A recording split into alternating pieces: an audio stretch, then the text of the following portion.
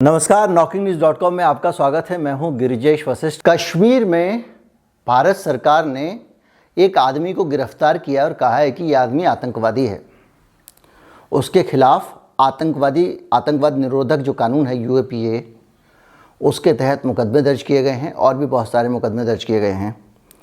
सरकार कह रही है कि ये आतंकवादी है, ये देश विरोधी देशद्रोही गतिविधियों में शामिल है, लेकिन दुनिया इसे मानने को तैयार नहीं है। दुनिया कह रही है कि ये आतंकवादी नहीं है, ये मसीहा है। वो आदमी है खुर्रम परवेज़। आज के इस वीडियो में हम जानने की कोशिश करेंगे कि खुर्रम परवेज़ कौन है, खुर्रम परवेज़ का योगदान क्या है, खुर्रम परवेज़ बार बार गिरफ्तार क्यों कर लिया जाता है, खुर्रम परवेज़ क्या वाकई आतंकवादी है, क्या खुर्रम परवेज़ टेररिस्ट फंडिंग में शामिल है। कहीं मत जाइए, चैनल को सब्सक्राइब कर लीजिए। इसी मसले पर आज बात करेंगे, गंभीर विषय है।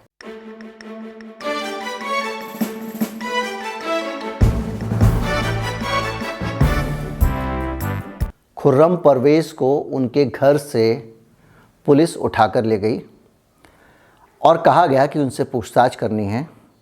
1-2 दिन तक उनको हिरासत में रखा। कुछ लोगों का कहना है कि हिरासत वैध थी, कुछ का कहना है अवैध थी। उनकी पत्नी का कहना है कि उनके घर की सुबह से लेकर 1:30 बजे तक एनआईए की टीम लगातार तलाशी लेती रही, तरह तरह की चीज़ें वहाँ ढूंढी गईं और उसके बाद में खुर्रम परवेज़ को अपने साथ ले गई। शाम 6 बजे सूचना दी गई कि खुर्रम परवेज़ गिरफ्तार कर लिए गए हैं। खुर्रम परवेज़ के ऊपर जो कश्मीर की पुलिस है और एनआईए, नेशनल इन्वेस्टिगेटिव एजेंसी, ये कई बार सवाल मेरे दिमाग में आता है। हम एक फेडरल स्ट्रक्चर वाले देश में रहते हैं, हमारे यहाँ पे लॉ एंड ऑर्डर राज्य के पास में है। ये अचानक एक ऐसी चीज़ जो कॉन्स्टिट्यूशन के से थोड़ा सा अलग, मैं ये नहीं कहूँगा, चूँकि अगर है तो उसको कहीं ना कहीं संविधान अनुमति देते ही होगा। केंद्र सरकार के पास अपनी पुलिस कहाँ से आ गई? सेंट्रल ब्यूरो ऑफ इन्वेस्टिगेशन जो सीबीआई था, वो तो समझ में आता था कि वो दिल्ली पुलिस का एक एक्ट बना हुआ उसके अंतर्गत बना गई, लेकिन एनआईए अलग से बना दी गई। और अब केंद्र के पास पुलिस है और वो कहीं पे भी कोई भी राज्य सरकार कुछ चाहे ना चाहे वहाँ पहुँच सकती है, क्योंकि उसको एक मैंडेट मिला हुआ है। तो बहरहाल जो भी है, एनआईए ने उसको गिरफ्तार कर लिया, उनको गिरफ्तार कर लिया और घर वालों को एक अरेस्ट मेमो दिया गया है। पुलिस ने बताया नहीं है कि उन्होंने क्या किया, कौन सी गतिविधि में शामिल थे। वो पूरी स्टोरी होती है, मोडस ऑपरेंडी होती है, वो कुछ नहीं बताया। और उस मेमो में कहा गया है कि उन पर 120B आपराधिक साजिश में शामिल होना और 121 भारत सरकार के खिलाफ युद्ध छेड़ना जैसी 2 धाराएं लगाई गई हैं। यूएपीए के अंदर गिरफ्तार किया गया और उसको ड्राकोनियन लॉ भी कहा जाता है मानवाधिकारवादियों की दुनिया में, क्योंकि ये अच्छा कानून नहीं माना जाता है जो नागरिकों के अधिकार है उनके खिलाफ है। उनके लिए यूएपीए की धारा 17 के तहत आतंकवादी गतिविधियों के लिए फंड जुटाने का आरोप लगाया गया है। धारा 18 में साजिश रचने का आरोप लगाया है। 18 में आतंकवादी गतिविधियों के लिए लोगों को तैयार करना, रिक्रूट करना, ऐसा आरोप लगाया गया। और धारा 40 के अंतर्गत आतंकवादी संगठनों के लिए फंड जुटाने का आरोप लगाया गया है। खुर्रम की गिरफ्तारी नई नहीं है, उनको गाहे बगाहे गिरफ्तार कर लिया जाता है। खुर्रम कौन है, जब मैं ये बताऊंगा तो आपको समझ में आएगा कि वो बार बार गिरफ्तार क्यों किए जाते हैं। 2016 में भी उनको गिरफ्तार कर लिया गया है। बीते साल अक्टूबर में भी उनके घर पे छापा मारा गया था। अब 2016 में उन्हें क्यों गिरफ्तार किया गया था, उस गिरफ्तारी के जो सबब है उससे आप जोड़ के देखेंगे तो आपको समझ में आएगा कि खुर्रम परवेज़ के मामले में जो लोग ये कह रहे हैं कि वो आतंकवादी नहीं है, वो क्यों कह रहे हैं। और जब खुर्रम स्विट्ज़रलैंड जा रहे थे एक मानवाधिकार कॉन्फ्रेंस में हिस्सा लेने के लिए, तो उनको एयरपोर्ट से गिरफ्तार कर लिया गया। उनके ऊपर पब्लिक सेफ्टी एक्ट लगाया गया कि ये आदमी जनता के लिए खतरनाक है, और उस वक़्त उसको जाके वहाँ पे भाषण देना था। संयुक्त राष्ट्र मानवाधिकार परिषद के सेशन में भाग लेने के लिए वो जिनेवा जा रहे थे, स्विट्ज़रलैंड की राजधानी। उन्हें दिल्ली के अंतर्राष्ट्रीय हवाई अड्डे से गिरफ्तार कर लिया गया था। तो अब आप बताइए, संयुक्त राष्ट्र मानवाधिकार एजेंसी के किसी फंक्शन में एक आदमी जा रहा है, उसको आपने गिरफ्तार कर लिया, उसके बाद आतंक के आरोप लगा दिए। इससे पहले 2004 में खुर्रम खुद आतंकवाद का शिकार होते हुए बचे थे। एक जगह ब्लास्ट हुआ और उनकी गाड़ी उसकी जद में आ गई थी और उससे उनका पैर जो है वो कट गया था। इसके अलावा उनके साथ के जो लोग थे उनकी मौत हो गई थी। अब सवाल इस बात का है कि खुर्रम वहाँ पे मानवाधिकार आयोग में अंतर्राष्ट्रीय संयुक्त राष्ट्र के मानवाधिकार एजेंसी कोई अगर भाषण देने बुला रही है तो क्यों बुला रही है? ऐसा क्या महान काम किया? ये सवाल मन में आना चाहिए। तो आपको बताता हूँ, जम्मू कश्मीर के कोलिशन ऑफ सिविल सोसाइटी नाम की एक गैर सरकारी संस्था के वो प्रोग्राम कोऑर्डिनेटर हैं, वो एक एनजीओ में प्रोग्राम कोऑर्डिनेटर हैं और इसने 3 बार जम्मू एंड कश्मीर में जो ह्यूमन राइट वायलेशन हो रहा है उस पर रिपोर्ट जारी की है। और अभी हाल में गिरफ्तारी की वजह यह है कि 2 लोगों को वहाँ पुलिस ने मुठभेड़ में मारा है और वहाँ के लोगों का दावा ये है कि वो लोग सिविलियन थे, शरीफ लोग थे। परिवार वालों का दावा है उनको आतंकवादी झूठा दिखाया गया है। और इस गतिविधि के बाद खुर्रम की सक्रियता उनकी गिरफ्तारी का कारण बनी होगी, ऐसा माना जा रहा है।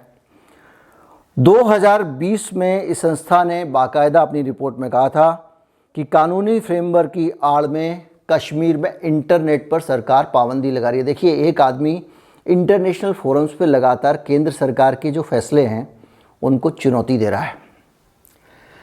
जो आदमी इंटरनेट पे प्रतिबंध लगाने के खिलाफ बोल रहा है, जो आदमी वहाँ पे ह्यूमन राइट वायलेशन पे रिपोर्ट्स जारी कर रहा है, तो जाहिर बात है कि सरकार के खिलाफ जो ज़्यादा बोलता है सरकार उसको टारगेट पे ले लेती है। कई इंटरनेशनल संगठनों में भी हैं। फिलीपींस में एक Asian federation against involuntary disappearance नाम का एक संस्था है, उसके चेयरपर्सन भी हैं। ये संस्था क्या होती है?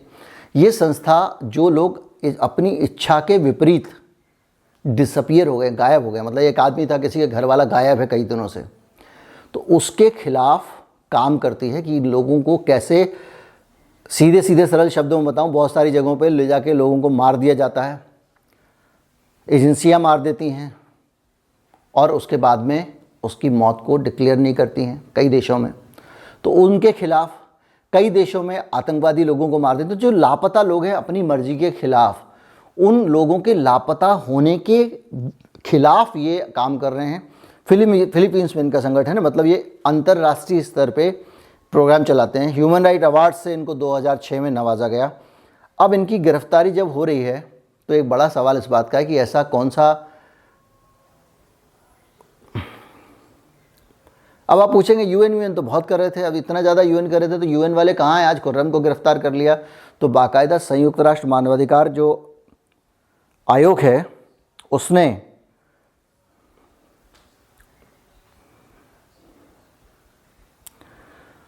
खुर्रम की गिरफ्तारी की व्यापक निंदा हो रही है। कई कश्मीर के कई संगठनों ने अलग अलग जगहों, कोई बीबीसी को, कोई CNN को इंटरव्यू दे रहा है, उसमें बहुत सारी बात की गई है।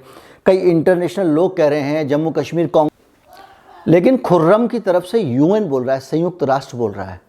संयुक्त राष्ट्र ने बाकायदा कहा है कि वो उसकी गिरफ्तारी गलत है। संयुक्त राष्ट्र ने बाकायदा खुर्रम की गिरफ्तारी पर चिंता जताई है। अब संयुक्त राष्ट्र बीच में बोल पड़ा है, अगर आप सोच रहे होंगे कि संयुक्त राष्ट्र क्यों नहीं बोल रहा है, और उसने कहा कि वो एक मानवाधिकार कार्यकर्ता है, उनको गलत तरीके से आपने गिरफ्तार किया है, छोड़िए। उसके जवाब में भारत सरकार ने कहा कि उनको कुछ पता वता नहीं है, आधी अधूरी जानकारी पर कुछ बोल रहे हैं। खुर्रम को हमने गिरफ्तार किया है और उनकी गतिविधियां भारत विरोधी थी और संयुक्त राष्ट्र को बगैर सोचे समझे नहीं बोलना चाहिए। यानी भारत सरकार संयुक्त राष्ट्र से भी भिड़ गई इस मामले पर। जो भी है ये होना है, खुर्रम ने जो किया है ये उसका, उनको कहा जाए तो ये होना ही था। आमतौर पे जब भी मानवाधिकार करता या दूसरे लोग जो स्टेट की अथॉरिटी के खिलाफ आवाज़ उठाते हैं, लगातार फ्लैग रेज करते हैं, तो सरकार बेचैन होने लगती है।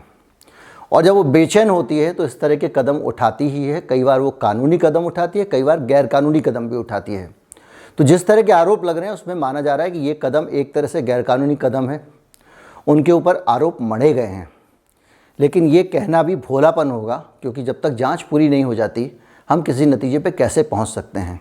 लेकिन एक बात ज़रूर कह सकते हैं कि दुनिया में बहुत कम लोग हैं जो सरकार के खिलाफ जनता के लिए आवाज़ उठाते हैं। खुर्रम उसी कैटेगरी के आदमी थे और दुनिया भर में इस कैटेगरी के जितने भी आदमी हों, चाहे वो आंग सान सू की हों या कोई भी लोग हों, उनको तकलीफ़ झेलनी पड़ती है, जेल यात्राएं करनी पड़ती हैं। खुर्रम भी उसी तरह की जेल यात्रा कर रहे हैं उम्मीद करते हैं कि जो इस तरह के आरोप उनके ऊपर लग रहे हैं वो झूठे होंगे और उन्होंने किसी भी तरह की आतंकवादी गतिविधि को बढ़ावा नहीं दिया होगा। नमस्कार, जय हिंद। इस वीडियो को शेयर करें, लोगों को पता चलना चाहिए मुल्क में क्या हो रहा है। समाचार का मतलब ही ये बताना है कि देश में क्या हो रहा है। उम्मीद करता हूँ वीडियो आपको अच्छा लगा होगा। इस वीडियो को मैं बहुत संयमित रखना चाहता था, इसलिए मैं सिर्फ सूचना दी है। मेरे विचार जो भी हैं मैंने उनको रिज़र्व रखा है, क्योंकि ये एक ऐसा मामला है जिसमें एक तरफ देशभक्ति की बात हो रही है, देश के खिलाफ साजिश की बात हो रही है, दूसरी तरफ इंसानियत की बात करने वाले व्यक्ति को प्रताड़ित करने की बात हो रही है। दोनों सच में से कौन सा सच सही है हम नहीं जानते हैं, इसलिए हम किसी नतीजे पर नहीं पहुंचेंगे। नमस्कार, जय हिंद।